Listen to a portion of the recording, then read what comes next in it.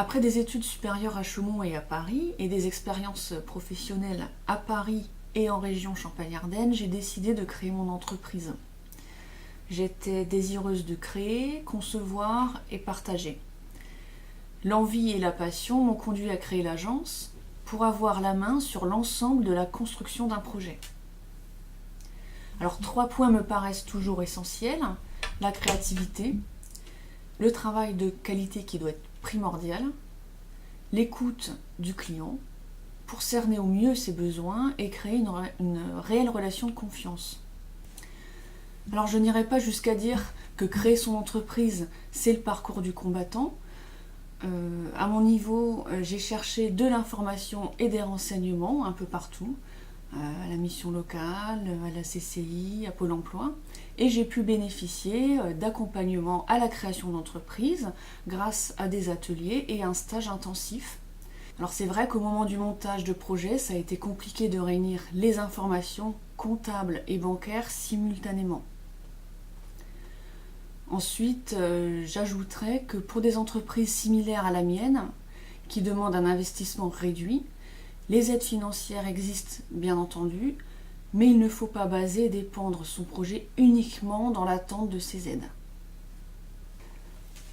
Alors la première année, c'est vrai qu'il y a peu de contacts, peu de commandes, et il faut se faire connaître et constituer son réseau. Alors ça peut être décourageant lorsqu'on démarre, mais il faut croire en son projet et se battre pour exister. Sur un marché en perpétuelle transformation et mutation, notamment dans le domaine de la communication, l'agence doit mettre en place des stratégies pour se positionner. Alors récemment, j'ai développé un pôle dédié à la communication publique. En effet, l'expérience m'a amené à accompagner une grande diversité d'acteurs de la mission de service public, des secteurs culturels, économiques, liés à la santé, au handicap, à la formation, l'orientation, l'emploi, ou bien encore à l'économie sociale et solidaire. J'ai ouvert un blog, Le Pan raconte, où l'on peut retrouver des témoignages expliquant les projets réalisés par l'agence. Le Pan est le logo de l'agence, et j'ai voulu l'incarner, le faire vivre, pour mieux être identifié sur le marché. Alors si j'avais un seul conseil à donner aux futurs créateurs d'entreprise, c'est de ne pas rester isolé et de profiter des réseaux et espaces de coworking dédiés pour créer des liens au quotidien et profiter d'une réelle dynamique de travail. On ne devient pas chef d'entreprise du jour au lendemain. C'est un apprentissage de tous les jours avec les contacts que l'on noue au fil du temps avec les partenaires et les clients. Je dirais aussi qu'il faut se remettre en question régulièrement.